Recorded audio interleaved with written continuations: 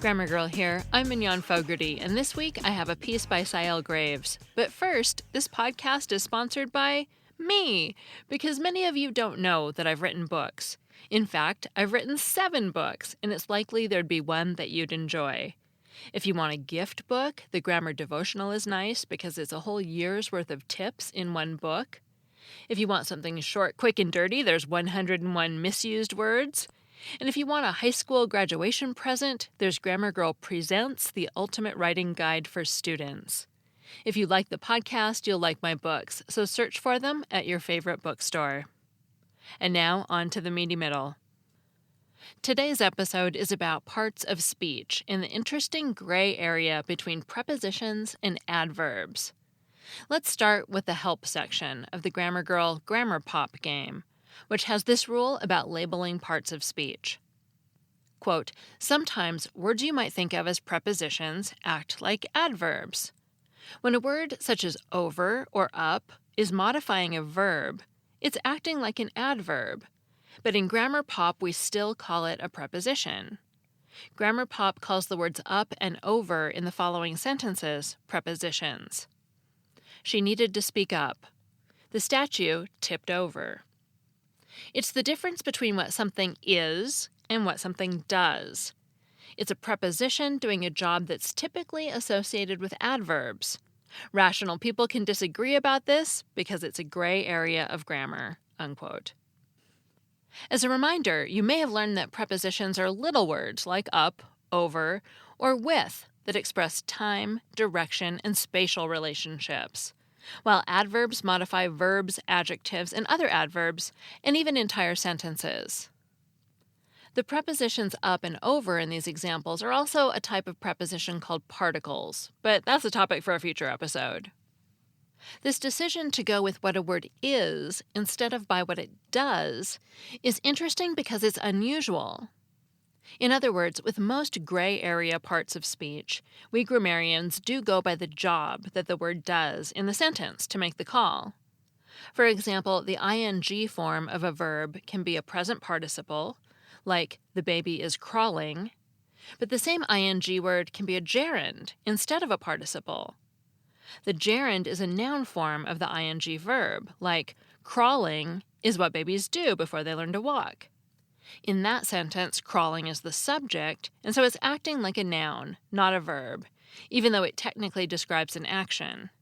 And the ing words can be adjectives, too, like this. Crawling babies can be a real handful. In that sentence, crawling modifies the noun babies. Even though it seems tricky, we can't call this third crawling anything but an adjective, because it describes a property of the babies and is not a verb nor a noun. The point is, few grammarians would lump all 3 ing word types together as one part of speech. And yet many grammarians keep the adverb-like prepositions that we talked about earlier as prepositions, even though they're doing more of an adverbial job. It seems that adverb is a part of speech category whose members run on a spectrum from fully adverbial to barely adverbial. In fact, some linguists refer to adverbs that end in ly, like fortunately or quickly, as indisputable adverbs. So why is that? Well, we'll talk about 4 possible explanations. Let's back up and look more closely at those controversial prepositions described in the Grammar Pop instructions. According to traditional grammar, we all agree that the word inside in this next sentence is a preposition. Get inside the castle. We call inside a preposition because it has an object, the castle. But in this next sentence, many people would call the word inside an adverb. Get inside. They call that inside an adverb because without the castle, there's no object of the preposition, and all that inside can modify is the verb get. It may seem like a no-brainer to label all prepositions as adverbs when they modify verbs. Again, that's in those cases when they have no object. Indeed, decisions like this are a common problem to solve in related fields like computational linguistics. Computational linguistics is a science that does things like create software to do language-related tasks, such as translate written language, program voice recognition software from when you call an automated 800 number, or tag parts of speech of written words. For example, in an early computational linguistics article, the tagging software that the authors describe had an extra portion of code to teach the computer when to call the word as a preposition and when to call the word as an adverb. For example, in this next sentence, the first time we use the word as, it's an adverb, and the second time, it's a preposition. The Catskill Mountains are not as tall as the Himalayan mountains. The Catskill Mountains are not as, adverb tall, as, preposition, the Himalayan mountains. The first as is an adverb because it modifies the adjective tall. But the second as is a preposition because it acts as a comparison, and the noun phrase the Himalayan mountains is arguably the object of the preposition. Now, let's go over some theoretical arguments for why adverb may not always be the best label for those prepositions with no object. Even syntacticians disagree, but their reasons are interesting. First, adverbs tend to be considered grammatically optional. In other words, they add detail and meaning to a sentence, but don't cause the sentence to be wrong if they're removed. Jennifer runs fast and Jennifer runs without the adverb fast are both grammatically correct. Prepositions, on the other hand, play a much more important role in the grammar of their sentences. In that way, we could argue that in get inside, inside is not grammatically optional because get alone means something else, if anything. This makes inside a lot more like a preposition than an adverb, even though some grammarians would call it an adverb. A second argument in favor of the preposition label is the fact that the sentence get inside may be a case of what linguists call ellipsis. It's not the same as the punctuation ellipsis, but it's a similar concept. Think of the way the 3-dot punctuation mark is used to show a trailing off of missed words. Well, speakers frequently elide words, which means that they're not spoken, but they're implied. We know they're there, but it may be redundant to say them out loud. In other words, if I point to the castle and shout, "Get inside," some linguists might argue that inside does indeed have an object, the castle. It's just that this object is provided by context and isn't needed in the grammar of the sentence. The linguistic study of when context interacts with syntax is called pragmatics. A third pro-preposition point is that these controversial adverbs fail certain syntactic adverb tests. For example, take the prepositions inside, up, around, and over. We know that adverbs can modify adjectives, like incredibly, as in, she is incredibly smart. Incredibly is an adverb, modifying the adjective smart. And they can modify other adverbs, like incredibly in, she drove incredibly fast. Incredibly is an adverb, modifying the other adverb fast.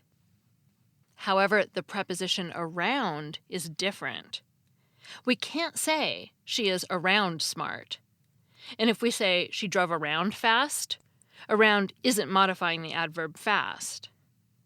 The preposition inside has similar problems. She is inside smart and she is inside fast show that inside fails the adverb tests, making many of us inclined to call it a preposition no matter what job it does. This shows that while incredibly is an indisputable adverb, prepositions like inside and around, when they have no object, fall further away on the spectrum of adverbs. So saying that inside is an adverb just because it has no object may not be 100% right. Even though not all adverbs pass all syntactic adverb tests, some members are more controversial than others. Remember that those indisputable ly adverb members, like incredibly, on the other hand, aren't controversial. We're all in agreement about those. Finally, here's the most interesting line of reasoning in defense of the preposition label for words like up in the sentence, she needs to speak up, and inside in get inside. You may have heard of transitivity as a property of verbs. For example, snore is intransitive because it never takes a direct object. A direct object is a recipient of the action. While devour is transitive because it sounds very strange without a direct object. She devoured. It just sounds weird. In other words, in English sentences, something edible must be devoured. Further, there's an interesting middle ground for verbs that alternate, such as fly. They can be both transitive and intransitive in different sentences. You can fly a plane, which is a transitive use of fly with the direct object a plane, but you can also just fly. Wouldn't that be nice? Snore, on the other hand, is called obligatory intransitive because it really can't alternate or be used transitively. Again, used transitively means used with a direct object. You can't really snore anything. Another example of an obligatory intransitive verb is sneeze. Let's recap. Neil flies planes. Flies is the transitive verb and planes is the direct object. And Neil flies, where fly is the intransitive verb. Now, by the way, some of you may be trying to find examples of forcing an obligatory intransitive verb like snore to take an object. A common example people come up with is, but I can say he snored the night away. That sentence is metaphorical, and it may seem like the night is the direct object of snored, but technically it isn't. The night is not actually being snored or affected by the snoring action in any way. This is one of the fun things about unconscious language and grammar rules. We break the rules in certain situations, such as when we want to create humor, metaphors and idioms, or poetry. In other words, remember that just because a verb has words after it, that doesn't mean it's transitive. Here's another example. Poppy sneezed all day. In that sentence, sneeze is intransitive because all day is an adverbial expression that indicates the duration of her sneezing action, but not what she sneezed, so it's not a direct object. Okay, so when elements such as objects are required after a verb, those are called arguments by syntacticians. Arguments can be subjects, direct objects, or indirect objects, for example. Unlike optional words like adverbs, arguments are required by the grammar rules. Verbs take inventory, so to speak. Here's an example sentence we'll consider that uses the verb to give. Eleanor gave a house to Kate. So the verb to give usually requires 3 arguments. First, the subject, Eleanor, to do the giving action. All English verbs require subjects. Second, give requires a direct object. In this case, a house. And third, an indirect object, Kate, to Kate. We know that all 3 are required in this context because Eleanor gave Kate sounds very strange. Kate is the indirect object because she's the recipient of the direct object, a house. Indirect objects usually have 2 or 4 in front of them, like, I baked a cake for our guest. This structure of arguments that verbs take, reject, and require is called argument structure. And here's the thing that gets interesting for prepositions. Prepositions have argument structure too. For example, the preposition by is a transitive preposition. The dress is by the chair is fine, but the dress is by makes no sense at all. You may be thinking that the chair in that sentence is the object of the preposition by, and that's right. The point is that viewing prepositions as having transitivity is one way grammarians can reject the adverb label for the adverb-like prepositions.